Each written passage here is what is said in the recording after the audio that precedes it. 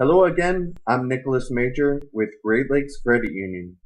Today we will dive deeper into credit report review.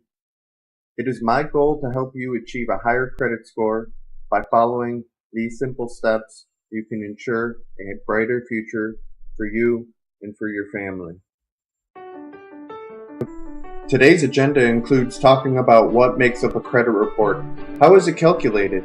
No score, bad score, good score? We will look at each scenario. We will discuss the process of filing a dispute and when it is required. Lastly, we will talk about the importance of excellent credit. What makes up your credit report? Well, 35% of it is your payment history, 30% is your credit utilization ratio, 15% is the age of your accounts, 10% is new debt accumulated over the past year, and 10% is the types of credit that you have. Payment history is the most important factor on your credit report. Make sure to always make timely payments to loans and credit cards on their due date.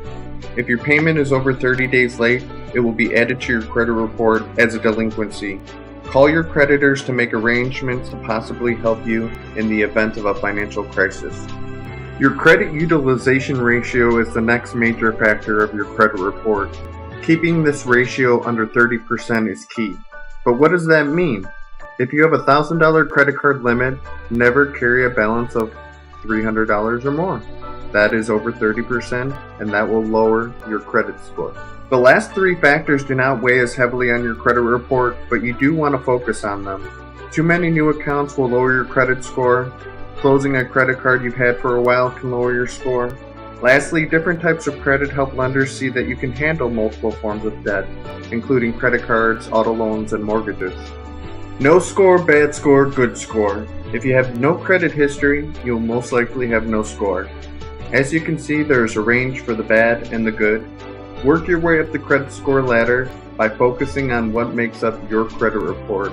Payment history and also credit utilization are the biggest factors. Excellent credit history is a score of 800 to 850, with 850 being a perfect score.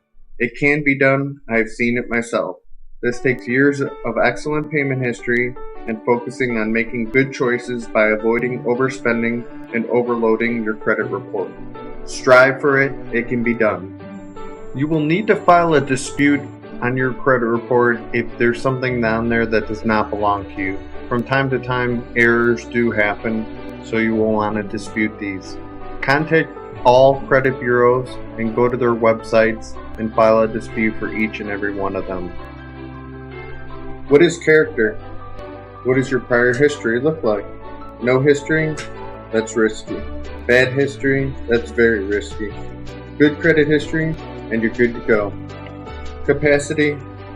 Do you have the money to pay your bills? Will you have the money to pay the bills after you take on new obligations? Credit. What does your credit look like? Do you know your score? The day you realize the importance of your score is the day you start to save financially by paying lower rates on loans. When you have a higher credit score, you're less likely to default on a loan, which means not pay back your loan. What is collateral? Lenders look at collateral as a way to recover their losses if you don't pay your loan. An auto loan is an example of a collateralized loan. If you don't pay the bill, your car will be repossessed and sold to recover their losses. This is something that you don't want to ever encounter. Now that you know a little bit more about the 4 C's of credit and what lenders are looking for when giving you a potential loan, it's important to remember to always pay your bills on time, not to overextend yourself and have too much debt, and just always keep in mind, pay your bills on time and always keep an eye on your credit score.